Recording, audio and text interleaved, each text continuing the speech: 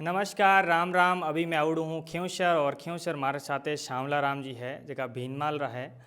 और सबू पहले तो मैं सांवला राम जी ने थोड़ो परिचय पूछ लूँ।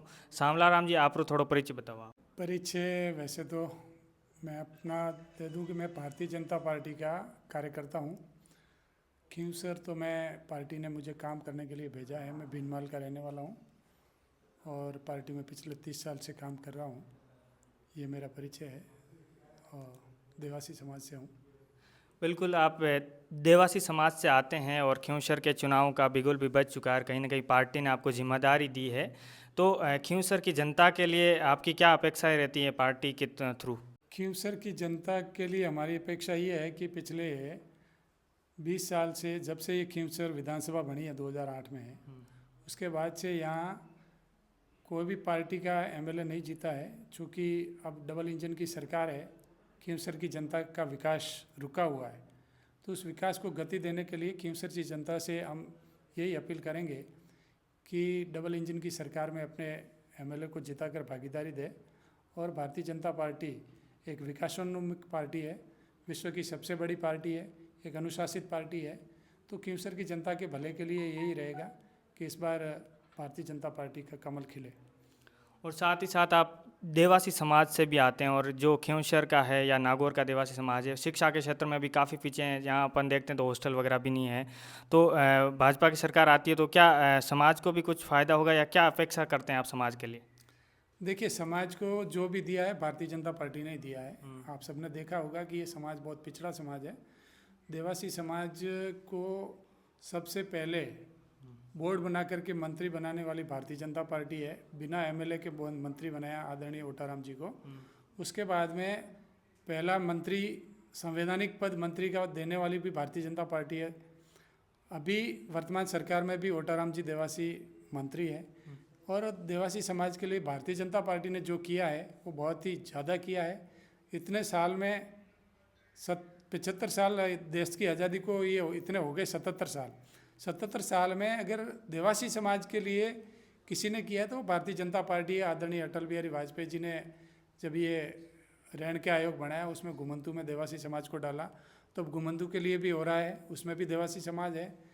और जिस तरीके से पशुपालक कल्याण बोर्ड बना, जिस तरीके से निष्क्रमणीय विद्यालय बने, और अभी की सरकार ने आदरणीय भजनलाल जी ने आते ही पहले बजट में देवासी समाज की एक निष्क्रमणीय विद्यालय दी है, जो एक ऐतिहासिक है। मैं समझता हूँ कि देवासी समाज के भले के लिए भारतीय जनता पार्टी बहुत गंभीर है, खूब किया है और आगे भी भारतीय जनता पार्टी करेगी। मैं देवासी समाज को यही कहना चाहता हूँ कि भारतीय जनता पार्टी पे अपना विश्वास जो है वो बहुत बनाए रखे।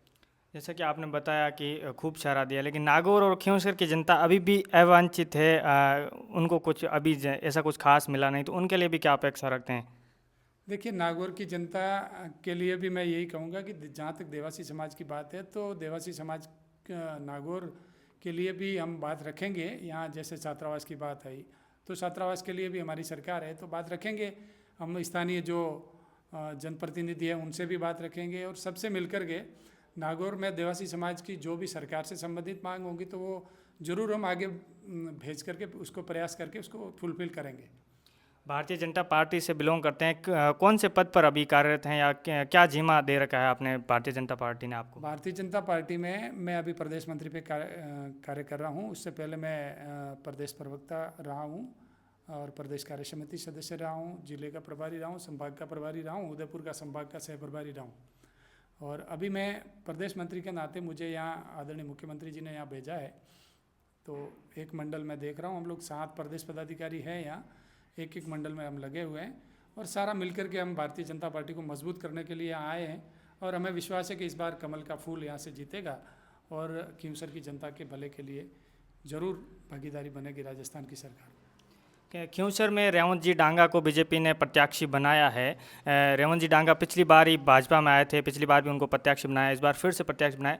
जो कुछ लोगों में नाराज़गी है, ऐसा हमने सुना है कि जो 20 साल से संगठनों में कार्य कर रहे हैं उनको टिकट ना मिलकर रेवंत डांगा को मिला। तो क्या आपकी राय रहेगी इस पर?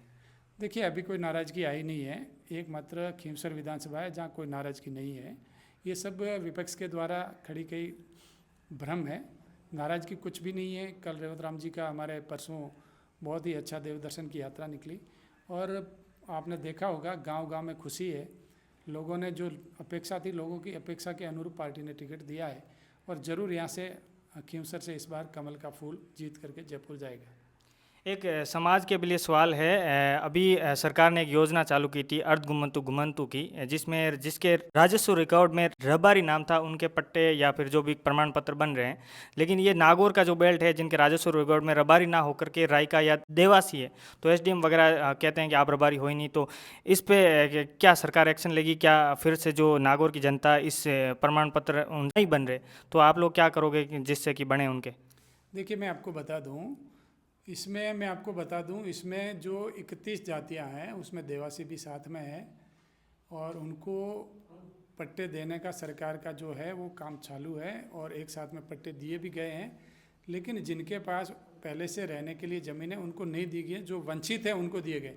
जहाँ तक प्रमाण पत्र की बात है तो प्रमाण पत्र की ज़रूरत भी नहीं रहती है। वहाँ रिकॉर्ड में जो है आपका आधार कार्ड दे करके भी आप वहाँ फॉर्म अप्लाई कर सकते हैं। ये अधिकारी अगर कहीं सपोर्ट नहीं करते हैं तो वो हम आगे बात रख के नागौर का विषय अगर ऐसा होगा कहीं भी मेरे पास जो भी विषय आया तो मैंने वहाँ आदरणीय ओटाराम जी को कह करके उस विषय को सॉल्व करवाया है।